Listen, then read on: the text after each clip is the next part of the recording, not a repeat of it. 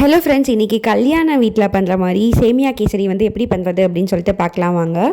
கேசரி செய்கிறதுக்கு 1 கப் சேமியா, 1 cup sugar, 2 cup தண்ணி, முந்திரி, கிறிஸ்மஸ் பழம் வந்துட்டு எடுத்து வச்சுருக்கேன். அப்புறமா வந்துட்டு ஃபுட் கலரு. ஃபர்ஸ்ட் வந்துட்டு ஒரு பேனில் 2 டேபிள் ஸ்பூன் நெய் ஊற்றிட்டு நம்மளோட முந்திரி பருப்பையும் திராட்சையும் வந்துட்டு வறுத்து எடுத்துக்கலாம். அதுலேயே வந்துட்டு சேமியாவையும் வந்துட்டு வறுத்து எடுத்துக்கலாம். 1 கப் சேமியா வந்து வச்சுருந்தோம், அதை வந்துட்டு வறுத்து எடுத்துக்கலாம்.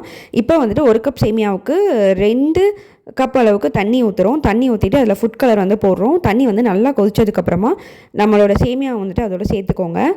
சேமியா வந்துட்டு ஓரளவுக்கு நல்லா கொதிச்சு வரணும். அதுக்கப்புறமா வந்துட்டு 1 கப் சுகர் எடுத்து வச்சுருக்கோம், அந்த சுகரையும் இதோட சேர்த்துக்கலாம். இந்த சேமியா வந்து வேகிறதுக்கு ஒரு 10 மினிட்ஸ் கிட்ட வந்துட்டு ஆகும்.